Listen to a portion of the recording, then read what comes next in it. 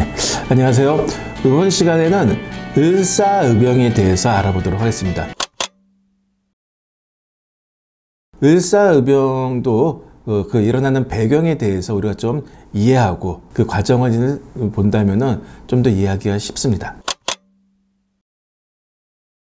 을사의병이 일어나게 되는 그 배경은 저기 너의 전쟁으로 올라가야 됩니다. 너의 전쟁. 우리가 잘 알다시피 청일전쟁에서 승리를 거뒀던 일본이 삼국간섭이라는 걸 통해서 결국 조선 그리고 청나라에서 그 발을 빼게 되는 것이죠.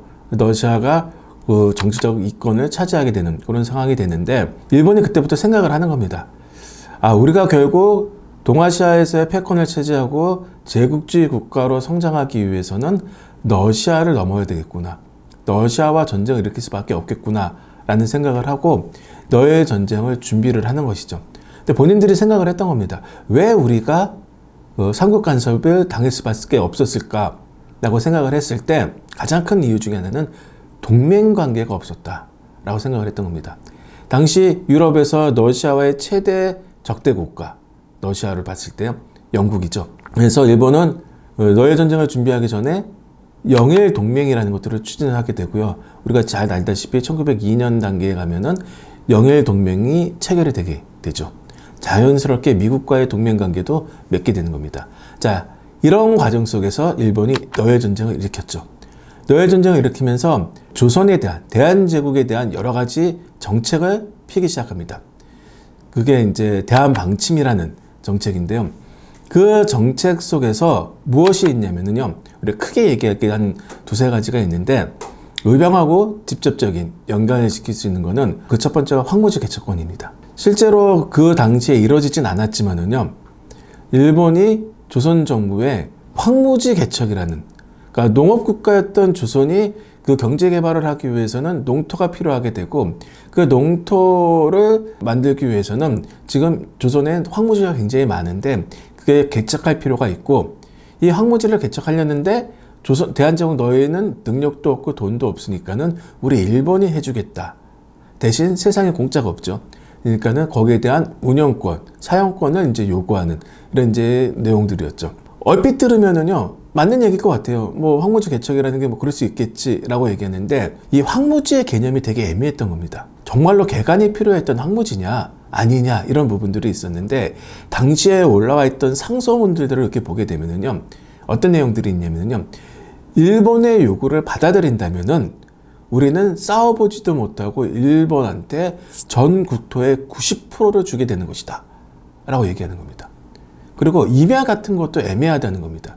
이게 황무지인지 아닌지 표현하기 굉장히 어렵다고 하게 되고 그런 식으로 표현되면은 임야도 다 뺏기게 되면은 결국 우리의 묘소 자리도 다 일본한테 뺏기게 되는 것이다. 안 된다. 라는 상소가 굉장히 많이 올라옵니다. 이런 것들도 있었던 겁니다. 지역에서는 어떤 것들이었냐면요. 우리가 이제 화전민들 이렇게 얘기하잖아요.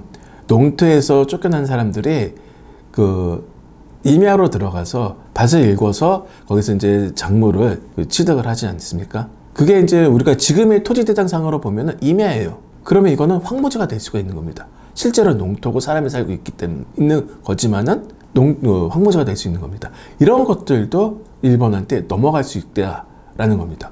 이제 사람들이 어떤 걸 느꼈냐면요. 이전까지는 일본의 침략? 뭐지? 정치인들의 싸움인가? 나하고 상관이 없어. 라고 느꼈던, 감년적으로 느꼈던 일본의 침략이라면은 이제는 실질적으로 내 거를 빼앗길 수 있겠구나. 라는 것들을 인식시켜줬던 겁니다. 그런 인식에 천병에 있었던 사람들이 누구냐? 일진회였던 거죠. 자, 이런 황무지 개척권이라는 게 하나 있었고요. 또 하나는 뭐가 있냐면요. 화폐제도 개혁입니다.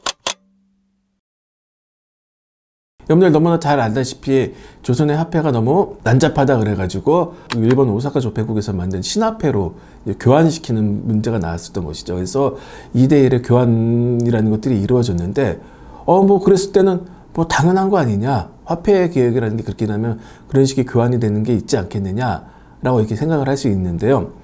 여기서 문제가 된 건 뭐냐면요. 대한제국 정부에서 발행한 화폐만 해주겠다는 거예요. 지방에서 나온 화폐라든가 이런 것들은 안 해줬다라고 얘기했던 겁니다. 그럼 당연하지 않나?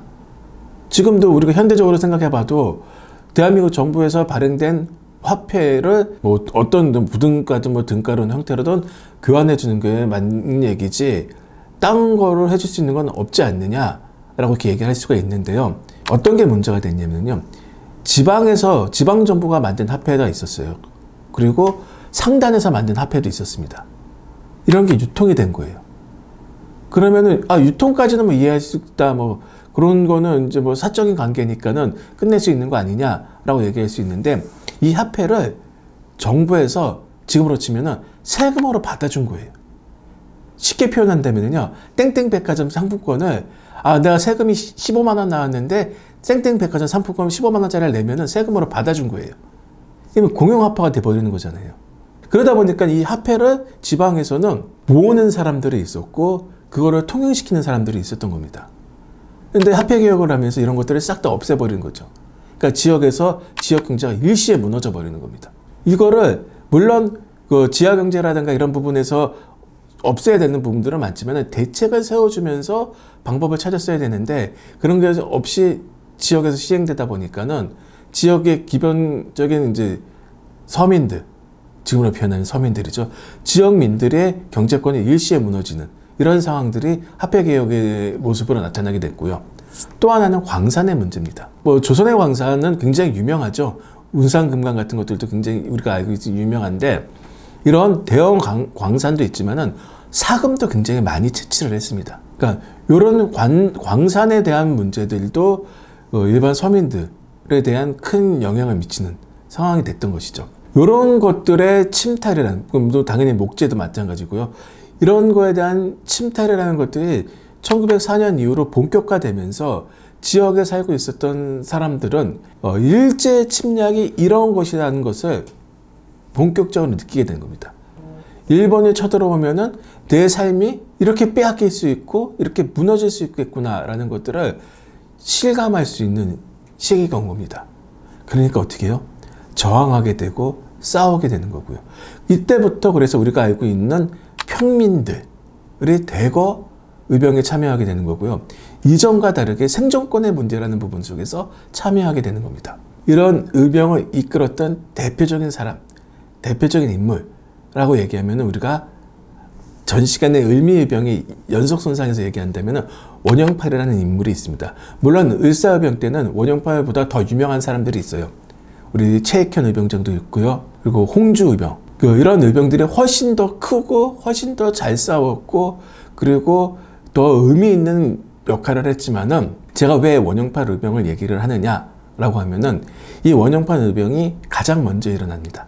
가장 먼저 일어나고 그리고 의병이 갖고 있었던 당시의 전략이라든지 구성이라든지 이런 것들을 가장 잘 보여주는 초기의 의병이 왜 일어났는지를 가장 잘 보여주는 모습이기 때문에 이 원영팔 의병을 이야기하도록 하겠습니다.